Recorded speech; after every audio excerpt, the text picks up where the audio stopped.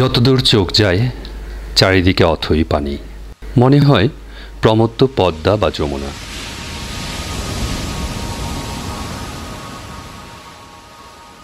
এলাকার বাইরে থেকে আসা যে কারোরই বুঝতে অসুবিধা হওয়ার কথা যে এটি আসলে প্রমত্ত পদ্মা বা যমুনা নয়। কৃষিক্ষেত ডুবিয়ে পায়ে চলা পথ ছাপিয়ে এই যে বিশাল জলরাশি, তা আসলে জলাবদ্ধতা। এত বিশাল এলাকা ধরে এই জলাবদ্ধতা আর বাতাসের ঝাপটা মিলে ভয়াবহ রূপে প্লাবিত করেছে যশোর, খুলনা ও সাতক্ষীরা জেলার ৬টি উপজেলার ৬৮টি ইউনিয়নের অন্তত ৩ শতাধিক গ্রামের ১০ লক্ষ মানুষকে। যশোর জেলার মনিরামপুর, কেশবপুর আর অভয়নগরের প্রায় সবকটি ইউনিয়নই আজ প্লাবিত। এই বৌদ্ধ প্লাবন হঠাৎ করে ধেয়ে আসেনি। খুলনা যশোর অঞ্চলে জলাবদ্ধতার যে সমস্যাটা সৃষ্টি হয়েছে, এটা বলা যেতে পারে ওই এলাকাতে যে পোল্ডারগুলো নির্মিত হয়েছে তার কারণে প্রাথমিকভাবে প্রথম ১৫-২০ বছর খুব ভালো উপকার পাওয়া গিয়েছিল, কিন্তু এই পোল্ডার নির্মিত হওয়ার কারণে জোয়ার ভাটার যে স্বাভাবিক গতি প্রকৃতি এবং প্রক্রিয়া আছে সেটা মারাত্মকভাবে ব্যাহত হয়ে যে পরিমাণ জোয়ারের পানি উজানে আসতো সেটা আগের তুলনায় ১/৩ পরিণত হয়েছে এবং স্বাভাবিক কারণে নদী তার আকৃতিকে এই পরিবর্তিত প্রবাহের সাথে অ্যাডজাস্ট করে নিয়েছে। প্রবাহ কমে যাওয়াতে তার আগে সেই প্রস্থচ্ছেদের প্রয়োজন নেই, সে কোথা থেকেও পলি এনে জমা করে তার প্রশস্ততা কমিয়েছে, তলদেশ উঠেছে। আমার বোঝা মতে এই পলিটা আসে জোয়ারের সাথে সমুদ্র থেকে, এটা কিন্তু উজানের পলি নয়।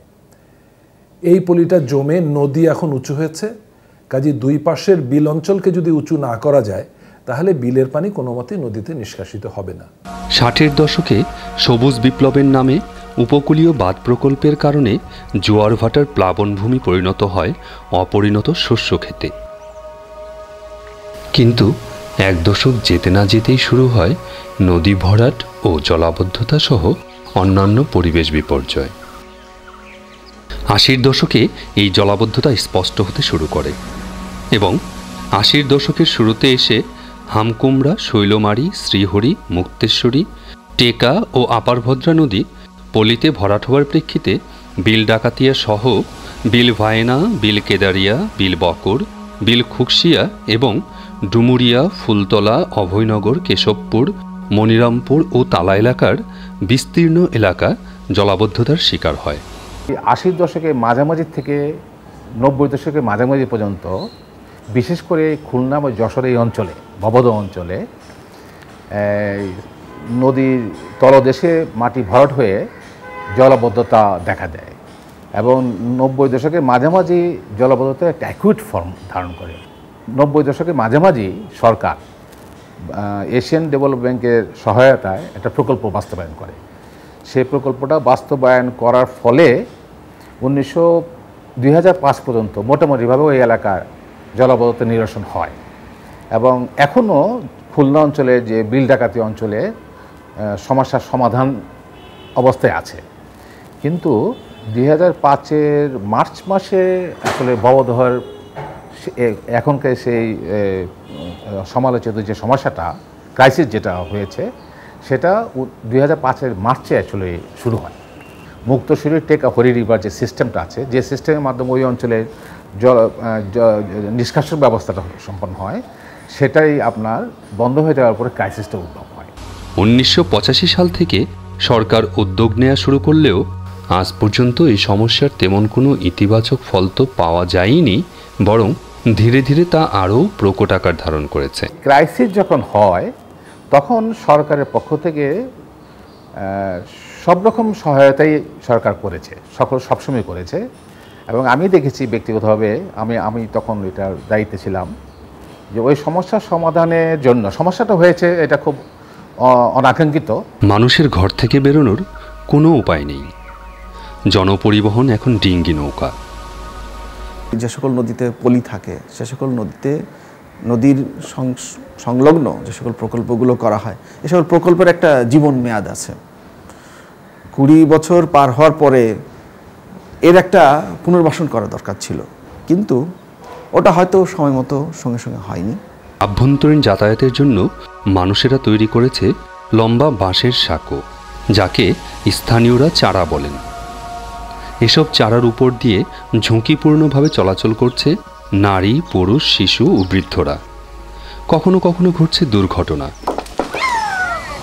যখন সমস্যাগুলোর সমাধান দরকার, তৎক্ষণাৎভাবে জনগণ চেয়েছে, পানি উন্নয়ন বোর্ডের কাছে করতে বলেছে। পানি উন্নয়ন বোর্ড 80-র দশক থেকে তৎক্ষণাৎভাবে সমাধান করে আসছে। এর ফলে যে সকল সমস্যাগুলো পুঞ্জীভূত ছিল সেগুলো আরও পুঞ্জীভূত হয়ে গেছে। রান্নার জন্য এক খণ্ড শুকনো জায়গা পর্যন্ত নেই। খাট বা টেবিলের উপর চুলা বসিয়ে চলছে রান্নার কাজ। রান্না করে এখন দেখা জল 3-4 ইট দিয়ে ফাঁকা ইট দিয়ে তারপর রান্না করে খাতে হচ্ছে। অধিকাংশ স্কুল, কলেজ, মাদ্রাসা পানিতে তলিয়ে যাওয়ায় দীর্ঘদিন ধরে শিক্ষা কার্যক্রম কার্যত অচল রয়েছে। হাতে গোনা কয়েকটি স্কুল চালু থাকলেও ছাত্র শিক্ষকদের উপস্থিতি একেবারেই নগণ্য। পানির জন্য আমি স্কুলে হেঁটে যেতে পারিনি। জলের কারণে ঠিকমতো আমাদের পড়াশোনা হচ্ছে না, আমি ঠিকমতো স্কুলে যেতে পারছি না। আমাদের ছোটো ভাই বোনদের আমরা টিকিয়ে রাখতে পারছি না, অনেক সময় তারা জলে পড়ে যাচ্ছে। বাড়ির পাশে খোলামেলা জায়গা, আমাদের পায়খানা প্রস্রাব করতে হচ্ছে। তো স্কুলে বাচ্চারা আসছে, উপস্থিতি এখন কম। ছোটো ছোটো বাচ্চারা আসছে, জ্বর হচ্ছে, তারা স্কুলে আসতে পারছে না। সামনে যদি আরও বেশি পানি হয় তাহলে তো তখন স্কুলে আরও আসতে পারবে না, তখন স্কুল বন্ধ হয়ে যাবে। দীর্ঘদিনের স্থায়ী জলাবদ্ধতার কারণে মাটির কিংবা বেড়ার তৈরি ঘরের অধিকাংশই নিশ্চিহ্ন হয়ে গেছে। পানি উন্নয়ন বোর্ড যে প্রকল্প করতে চাচ্ছিল পানির প্রবাহকে নিয়ন্ত্রণ করা রেগুলেটরের মাধ্যমে, আমি মনে করি সেটা সঠিক হতো না। বরং স্থানীয় জনসাধারণ যে প্রবাহটাকে নিয়ন্ত্রিত করে পলিকে বিলের মধ্যে ফেলে বিলটি উঁচু করার কথা চিন্তা করছিলেন, এটি হচ্ছে কারেক্ট টেকনিক্যাল সলিউশন। এখন এই কাজ কারিগরি বিশেষজ্ঞ যারা, তারা খুব একটা পছন্দ করেন না, কারণ এটা পিওর টেকনিক্যাল সলিউশনের পরিবর্তে এটা একটা সামাজিক সলিউশন। এটার জন্য প্রয়োজন সোশ্যাল মোবিলাইজেশন। অর্থাৎ আমি এই পোল্ডারের ভিতরে পানি ঢুকাবো, পলি ঢুকবে, পলিটাকে সমানভাবে বিস্তৃত করব বিলটাতে, যাতে বিলটা উঁচু হয়ে আসে। এখন এই কাজটি করার জন্য জনসাধারণকে সম্পৃক্ত করা প্রয়োজন, তাদেরকে মোবিলাইজ করা প্রয়োজন। এই কাজটি কারিগরি বিশেষজ্ঞরা খুব একটা এই কাজে পারদর্শী নয়। ঘরহারা এসব অসহায় মানুষ পরিবার পরিজন নিয়ে আশ্রয় নিয়েছে রাস্তার ধারে। এলাকার অধিকাংশ ঘরবাড়ি ধ্বংস হয়ে যাওয়ার আশঙ্কাও রয়েছে। পানি নেমে গেলে যা স্পষ্ট হয়ে যাবে। দুর্যোগের এই মুহূর্তে নিজের জীবনকে বাঁচিয়ে রাখতে অধিকাংশ পরিবারই তাদের শেষ সম্বল গরু বাছুর পর্যন্ত বিক্রি করতে বাধ্য হয়েছে। গরু বিক্রি করে নৌকা কিনেছি, তা না হলে আমরা চলাফেরা করতে পারতেছি না। বাড়ি থেকে আসতে গেলে মাজা জল, কি করে আসবো? ছেলে ফেলে নিয়ে তো আসা যায় না রাস্তাঘাটে, রাস্তা ছাড়া আমাকে কোনো উপায় নেই। 4টে গরু ছিল, তা বিক্রি করে দিয়েছি। 1 পণ বিচিরি, তার দাম 50 টাকা। কী করে গরু বাঁচাবো? আমরা চাল কিনে খাবো না গরু খাবার কিনে খাওয়াবো? বিষয়টা যখন আমরা জানলাম, আমরা কাছে যেয়ে বুঝতে পারলাম যে আসলে এটা অনেক পুরনো একটি ঘটনা।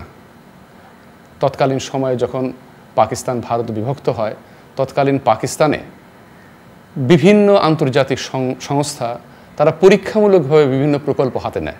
তারই একটি 60-এর দশকে ছিল, যেটা সবুজ বিপ্লব নামে আমাদের কাছে পরিচিত। হয়তো বিদেশি কোনো প্রযুক্তি তার একটা পরীক্ষাগার ছিল আমাদের এই দেশ, এবং যারই ফলশ্রুতিতে সেখানে বাঁধ দেওয়া হয়, তাৎক্ষণিক বেশ উপকার আমাদের হয়। কিন্তু যারা এটা পর্যবেক্ষণ করছিলেন তারা ঠিকই বুঝতে পারলেন এটা সম্ভবত তাদের এলাকায় প্রয়োগযোগ্য নয়। তারা চলে গেলেন, কিন্তু দুঃখ দুর্দশা যেটা ছিল সেটা আমাদের জনগণের মধ্যে হতে থাকলো। এবং এটা আজ প্রায় 50 বছর পরে দেখা যাচ্ছে এমনই একটা অবস্থা হয়ে গেছে যে সম্পূর্ণ ওই স্বাভাবিক অবস্থায় ফিরিয়ে নিয়ে আসতে হলে প্রকৃতির বিরুদ্ধে যুদ্ধ ঘোষণা করতে হবে, যেটা সারা পৃথিবীর কেউই কিন্তু পারছে না। ওই উঠোনে জল, ঘরে জল উঠতেছে, তো বাসায় তো সেখানে কতবার আসা যায় ওই জলের মধ্যে, একটু আটিয়ে উঠে বেড়াই। বাধ্য হয়ে বৃদ্ধদের জীবিকার প্রয়োজনে ধরতে হচ্ছে বৈঠা। এই যে বুড়ো, এনার তো খাওয়ার জন্য এই যে ধরেন নৌকোপাতি আছে, এনার কি নৌকোবার বয়স আছে কোন? বদ্ধ ও দূষিত এ পানিতে চলাচলের কারণে ইতিমধ্যেই অনেকের নানা চর্মরোগ দেখা দিয়েছে। এই কষ্ট থেকে ভাই ভরে যাওয়া ভালো। এখান থেকে এরকম বাসে না, এটা আবার পানিটি আবার চুলকনি ভীষণ, এখানে দাঁড়ানো যাচ্ছে না। পানি বাড়ার সাথে সাথে তলিয়ে গেছে প্রায় সকল পায়খানা ও টিউবওয়েল। কোথাও দূষিত টিউবওয়েলের পানি, আবার কোথাও দূর দূরান্ত থেকে পানি ঠেলে খাবার পানি সংগ্রহ করতে হচ্ছে। টিউবওয়েল তলায় গেছে, ওই স্কুলের ভিতর থেকে আনতে যাতে জল ভাঙে ভাঙে। শিশু ও পুরুষেরা একটু লোকচক্ষুর আড়ালে খোলা জায়গায় মলমূত্র ত্যাগ করতে পারলেও মহিলাদের এজন্য বেছে নিতে হচ্ছে সূর্যাস্ত পরবর্তী বা সূর্যোদয়ের অনেক আগের সময়টাকে। গোসল করার জায়গা বলতেও এই দূষিত পানি। দীর্ঘদিনের জলাবদ্ধতা ও ভাসমান মলমূত্রের কারণে শিশু, নারী, পুরুষ নির্বিশেষে সকলেই আক্রান্ত হচ্ছে নানা রকম রোগ ব্যাধিতে। জ্বর আছে, জলে গেলি জ্বর আছে, সর্দি আছে, কাশি আছে, তার শ্বাসকষ্টের মতো নয়। তার জন্য আমাকে সবসময় বাচ্চা আমাকে কোলে রাখতে হয়। বাচ্চা রাখতে গেলে তো আবার অন্য কোনো কাজই হয় না। গ্রামের লোক প্রথমে বিল ভায়না বাঁধ কেটে দিয়ে যে পলি জমিয়েছিল, সেখানে তাদের এই ধারণাটা যে সঠিক সেটা প্রমাণিত হয়েছে। কিন্তু যেখানে কেটে দেওয়া হলো তার মুখেই পলিটা পড়ে, ভিতরে পলিটাকে নিয়ে যে ডিস্ট্রিবিউশনের ব্যাপারটি, এটি পরবর্তীতে কেদারিয়াতেও যতটা হয়েছে বিল খুকশিয়া কিংবা অন্যান্য প্রকল্পে এটা ঠিকমতো হতে পারেনি। এখানে কোন জায়গাটা থেকে পলি ঢুকানো হবে, পলিটাকে কি করে ডিস্ট্রিবিউট করতে হবে, এর জন্য সোশ্যাল ইঞ্জিনিয়ারিং প্রয়োজন। এটি ঠিকমতো হচ্ছে না। সরকারের পক্ষ থেকে বা পানি সম্পদ মন্ত্রণালয়ের পক্ষ থেকে আমরা ওই ক্রাইসিসটাকে মিটিং করার জন্য 3টি ব্যবস্থা চিন্তা করি। প্রথমে একটা তাৎক্ষণিক ব্যবস্থা। তাৎক্ষণিক ব্যবস্থা করার পরে আমরা কিছুটা সমস্যার সমাধান করতে পেরেছিলাম 2006 জুলাই পর্যন্ত। তারপরে আমরা স্বল্পমেয়াদী একটা প্রকল্প নিই, স্বল্পমেয়াদী একটা প্রোগ্রাম নিই। সেই স্বল্পমেয়াদী প্রোগ্রামে আপনারা জেনে খুশি হবেন আজকে এই সময় এই মুহূর্তে ওই অঞ্চলে যে এলাকা জলাবদ্ধতা হয়েছিল, প্রায় 18,000 হেক্টর এলাকা জলাবদ্ধতা হয়েছিল, বিশেষ করে যশোরের অভয়নগর, মনিরামপুরের, কেশবপুরের। এখন 68% অর্থাৎ 12 থেকে 13,000 হেক্টর একদম সম্পূর্ণ নিষ্কাশন, জলাবদ্ধতা মুক্ত।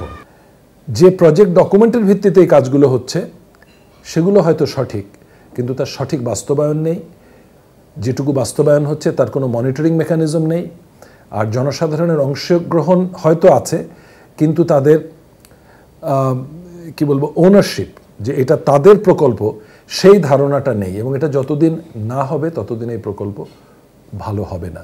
জলাবদ্ধতার কারণে যেন মরেও শান্তি নেই। মৃত্যুর পর দাফন বা সৎকারের জন্য এতটুকু শুকনো জায়গা নেই। আমার স্ত্রী মারা গেছিল এরকম জলের সময়, কোথাও রাখার জায়গা ছিল না, পোড়া নিয়ে জায়গা ছিল না, তার জন্য ওই জলের ভিতরে রাখা, কলসি বেঁধে জলের তলে রাখা ছিল। প্রতিবন্ধী শিশু ও মেয়েদের বিপন্নতা অনেক বেশি। এই অসহনীয় অবস্থার চাইতে কেউ কেউ মৃত্যুকেই শ্রেয় মনে করছে। কেউ কিন্তু সুবিচার করেননি ওই এলাকার লোকজনের উপরে। তার একটি কারণ আমরা লক্ষ্য করেছি, ওখানকার মানুষ অত্যন্ত সহজ সরল এবং বিরাট সংখ্যক সংখ্যালঘু। অতএব এই বিষয়টিকে অনেকে পুঁজি করে তাদের রাজনৈতিক ফয়দা তারা অর্জন করেছেন, কিন্তু এলাকার কোনো উন্নয়নের জন্য তারা আসলে আন্তরিক হননি। শিশুদের পানিতে পড়ে যাবার দুশ্চিন্তায় মায়েদের ঘুম আসে না। ঘরের খুঁটির সাথে গামছা দিয়ে শিশুদেরকে বেঁধে রেখে মায়েরা গৃহস্থালির কাজ করছে। মা এবং শিশুদের সমস্যা সব থেকে বেশি। মায়েরা না পারছেন বাইরে যেতে, না পারছেন ছেলে মেয়ের দিনে ঘরে বসে থাকতে, না পারছেন খাবার খেতে, না পারছেন সময় মতো রান্না করতে। কি যে সে করুণ দৃশ্য, আসলে তা ভাষায় ব্যক্ত করা যায় না। ভবদহের জলাবদ্ধতার সমস্যা নিয়ে অ্যাকশন এইড বাংলাদেশ গত বছরের জুলাই আগস্ট মাস থেকে কাজ শুরু করেছে। আমাদের একটা বড় ধরনের একটা রিলিফ রিহ্যাবিলিটেশন প্রোগ্রাম আমরা হাতে নিয়েছিলাম এবং সেখানে আমরা একটা নিড অ্যাসেসমেন্ট করেছিলাম যে ওখানকার লোকাল কমিউনিটি কি মনে করে, তাদের কি চাহিদা আছে। তো সেখান থেকে বের হয়ে এসছে সেই নিড অ্যাসেসমেন্ট থেকে যে তাদের মেডিকেল সাপোর্টগুলো দেওয়া, তাদের অল্টারনেটিভ লাইভলিহুডের ব্যবস্থাগুলো করা, তাদের ওয়াটার স্যানিটেশনের সাপোর্টগুলো দেওয়া, স্কুলগুলোকে চালু করা। সেই কাজগুলোর ক্ষেত্রে আমরা বেশ কিছু কার্যক্রম হাতে নিয়েছি। এর আগেও যেটা দেখেছি যে নীতি নির্ধারকরা যখন প্রোগ্রাম হাতে নেন, কখনো সলিউশনের পথটা বেছে নেন, তখন কমিউনিটির পার্টিসিপেশনটা থাকে না। এবং আমরা দেখতে চাই যে এই একনেক বা বাংলাদেশ সরকারি যে সাহায্য সহযোগিতা যাচ্ছে বা যে সমাধানের পথগুলো খুঁজে বের করা হচ্ছে সেখানে যাতে আমাদের কমিউনিটির একটা পার্টিসিপেশন থাকে। এবং তারই সঙ্গে আরেকটা গুরুত্ব দিয়ে আমরা যে কাজটা করব ভবিষ্যতে সেটা হচ্ছে যে মনিটরিংয়ের ব্যাপারটা। আমরা চাই যে আসলে শুধু সরকার না, সরকার আসলে সমাজের বিভিন্ন শ্রেণীর মানুষ, পার্টিকুলারলি ওই কমিউনিটিতে যারা আছেন এবং ওই সমস্যা নিয়ে যারা বেঁচে আছেন, একই সঙ্গে যেসব বেসরকারি সংস্থাগুলো আছেন এবং সেখানে অ্যাকশন এইডও থাকতে পারে, অ্যাকশন এইডের বাইরে অন্য অর্গানাইজেশন থাকতে পারে, তারা একটা সিভিল সোসাইটি প্ল্যাটফর্ম তৈরি করা, যারা সরকারের সাথে একসাথে এই যে সরকারি কার্যক্রমগুলো আমরা হাতে নিচ্ছি যে সমস্যা সমাধানের, সেটার একটা মনিটরিংয়ের দায়িত্ব আমরা একটা রোল প্লে করতে পারি এবং আমরা এনশিওর করতে পারি যে এটা অ্যাকাউন্টেবল একটা সলিউশন আমাদের এবং একটা লং লাস্টিং সলিউশন আমরা নিয়ে আসতে হবে ভবদহের সমস্যার জন্য। শিশু কিশোরদের খেলার জায়গাগুলো অথই পানির নিচে। দূরের উঁচু রাস্তা বা কালভার্টই তাদের একমাত্র খেলার জায়গা, কিন্তু অত দূর যাওয়া সবার সাধ্যে কোলায় না। জলাবদ্ধতা গ্রাস করেছে সকল ফসলি জমি ও বিল। অধিকাংশ মানুষেরই কোনো কাজ নেই, কাজ কাম করতে পারি না, যা পারি তা করার সুযোগ নেই। তা বাদে আমাদের ঘর বাড়ি তো সব পানির তলে, আমরা এখন রাস্তার পরে কুড়িয়ে ঘর বেঁধে আসি। আজ 3-4 বছর এইভাবে পানি থাকতেছে, আমাদের বিলি কোনো ফসল নাই, আমরা কি করে বাঁচবো? মাছ টাছ মারিয়ে খাওয়া, সবাই মাছ মারতে পারে না। মূলত 60-এর দশকে উপকূলীয় বাঁধ প্রকল্প থেকেই এই সংকটের শুরু।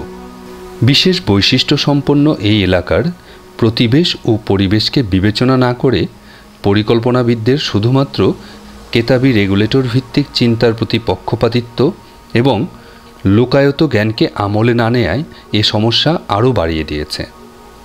বিশেষ করে পানি উন্নয়ন বোর্ডের কার্যক্রমের অস্বচ্ছতা ও জবাবদিহিতার অভাব অনেক বেশি দায়ী, যে কারণে আজ পানি অপসারণের সকল গেট পলি জমে ভরাট হয়ে গেছে।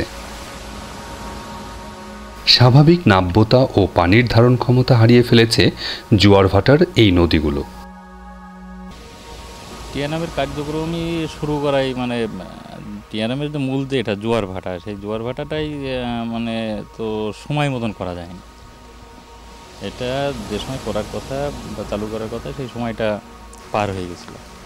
সমস্যার আশু সমাধানে গেটগুলোর পলিমুক্ত করে নদীতে ড্রেজিং বা অন্য কোনোভাবে নদীর পলি অপসারণ করা একান্ত জরুরি। এর সমস্যা দীর্ঘমেয়াদী যদি সমস্যা সমাধান করতে হয় তাহলে এই পলিগুলো যাতে উজানের দিকে না আসে তার জন্য আমাদেরকে উজান থেকে মিষ্টি পানি আনতে হবে। দীর্ঘমেয়াদী যে কাজটা সরকারের পক্ষ থেকে নেওয়া হয়েছে, আপনারা জেনে খুশি হবেন, এই সরকারই কয়েকদিন আগে আমাদের পূর্বের প্রণীত প্রকল্পটি অনুমোদন দিয়েছেন। আমি আশা করি এবং সরকারও নিশ্চয়ই বরাদ্দ দেবেন, আগামী জুলাই থেকে আমরা দীর্ঘমেয়াদী যে কাজটা করব, অর্থাৎ এই অবস্থা সর্বক্ষণ বজায় রাখার জন্য, ওই অঞ্চলে জলাবদ্ধতা নিরসনের জন্য আমরা আগামী 5 বছরের জন্য একটা প্রকল্প ধরছি। প্রকল্প ব্যবস্থাপনাতে স্বচ্ছতা থাকা উচিত।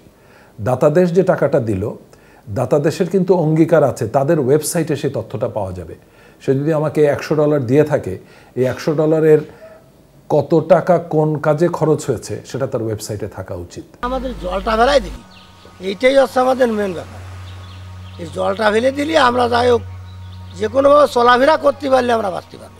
নাগরিক সংহতি গত বছরের আগস্ট মাস থেকে বিভিন্ন ধরনের কার্যক্রম পরিচালনা করছে এবং এই কার্যক্রমের মধ্য দিয়ে ভবদহ জলাবদ্ধতার একটি স্থায়ী সমাধানের জন্য আমরা জনমত গড়ে তোলার চেষ্টা করছি।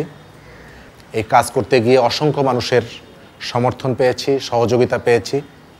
আমাদের পাশে এসে অ্যাকশন এইড বাংলাদেশ সহযোগিতার হাত বাড়িয়ে দিয়েছেন, এটিএন বাংলা আমাদের পাশে এসে দাঁড়িয়েছেন এবং সমাজের বিবেকবান মানুষ আমাদেরকে সমর্থন জুগিয়েছেন। বর্তমান সরকার খুবই সংক্ষিপ্ত সময়ের মধ্যে ভবদহ জলাবদ্ধতার একটা স্থায়ী সমাধানের লক্ষ্যে তারা বেশ কিছু ইতিবাচক পদক্ষেপ গ্রহণ করেছেন। এত কিছুর পরও থেমে নেই জীবন। বিস্তীর্ণ জলাবদ্ধতার মধ্যে কালভার্টের উপর সামান্য শুকনো জায়গায় খেলাধুলা ও আনন্দে মেতেছে শিশুরা। রাস্তার পাশে অস্থায়ী ছাউনি গেড়ে চলছে শিশুদের লেখাপড়া। মহিলারা বড়শি দিয়ে মাছ ধরে খাদ্য সংস্থানের চেষ্টা করছে। মানুষের এই প্রাণান্ত প্রচেষ্টার পাশে আমরা কি দাঁড়াতে পেরেছি কি তাদের জন্য কার্যকর ভূমিকা রাখতে?